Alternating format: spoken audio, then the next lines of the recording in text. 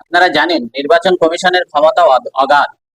তাই তারা যদি সঠিকভাবে ধরে তাহলে অনেক নির্বাচন কমিশনের অধীনে থাকা ভোটার লিস্ট সংশোধনের কাজে যারা আছেন তাদের বিপদ হতে পারে। রিল্যাক্সেশন যদি দেয় সেটা কথাটা আলাদা, কিন্তু একটু যদি তথ্য যাচাই করে তাহলে অনেকেই বিপদে পড়ে যাবেন, বিশেষ করে এই বাংলার যারা ভোটার সংশোধনী কাজের সঙ্গে যুক্ত। যেমন বিপদে পড়েছিলেন দক্ষিণ চব্বিশ পরগনার তিনজন আধিকারিকের বিরুদ্ধে এফআইআর করেছিলেন কমিশন, সেরকম এখন যে গড়মূলের অভিযোগ উঠেছে নন্দকুমার এবং রাজারহাট গোপালপুর এলাকার দুজন আধিকারিকের বিরুদ্ধে। এই গড়মিলের অভিযোগ প্রমাণিত, ব্যবস্থা নিতে পারে কমিশন। তাহলে এটা প্রমাণিত হয়ে গেছে যে গড়মিল ওনারা করেছেন, তার জন্য ব্যবস্থা নিতে পারেন। কাদের বিরুদ্ধে আমি সবটা জানাবো। আমি শ্রীবাস পাল, এখন সকাল চ্যানেলে সবাইকে স্বাগত।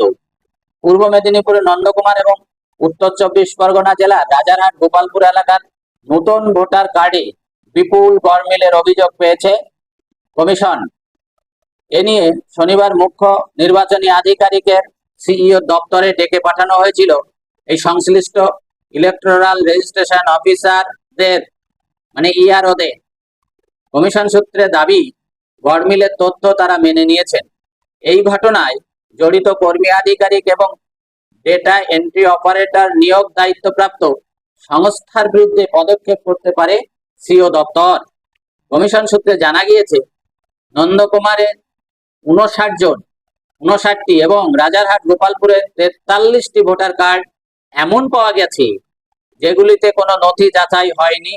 দপ্তরের কর্তাদের বক্তব্য, যে নথি দাখিল হয়েছিল একাধিক জনের ক্ষেত্রে একই, অথবা সেগুলি এতই অস্পষ্ট বোঝা সম্ভব নয়।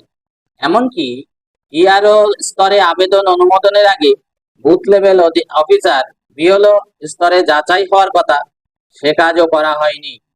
ধরা পড়া সংখ্যার মধ্যে বেশ কিছু ভোটারের অস্তিত্বই খুঁজে পাওয়া যায়নি। প্রসঙ্গত, গত 1 বছরে যত নতুন ভোটার কার্ড হয়েছে তার স্যাম্পেল যাচাইয়ের নির্দেশ সব জেলা শাসকদের দিয়েছিল কমিশন। তাতে এই গড়মিল ধরা পড়েছে বলে জানা গিয়েছে। কমিশন আরো জানতে পেরেছিলেন ডেটা এন্ট্রি অপারেটরের নিজস্ব লগইন আইডি এবং পাসওয়ার্ড দিয়েছিলেন ইআরওরা। তারা অনুমোদনের কাজটি করেছিলেন, আবার অনেক ক্ষেত্রে বিএলওদের দাখিল করা রিপোর্টের সঙ্গে মিলছে না ইআরওদের রিপোর্টও।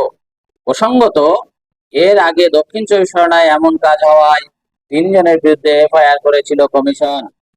তাহলে আপনারা বুঝতে পারলেন, আমি গতকাল সকালে এই সংক্রান্ত বিএলওদের দায়িত্ব সংক্রান্ত ভিডিও প্রকাশ করেছিলাম, একটা প্রতিবেদন করেছি, সেখানে টোটাল বলা আছে, আপনারা দেখবেন। তাহলে এই পরিস্থিতিতে, এই আবহের মধ্যে প্রত্যেকে ইআরও বিএলও সবাই আপনারা সাবধানে কাজ করুন, নিরপেক্ষতা বজায় রেখে কাজ করুন, যাতে কোনো বিপদে না পড়েন। ভালো থাকুন, সুস্থ থাকুন। ধন্যবাদ সবাইকে।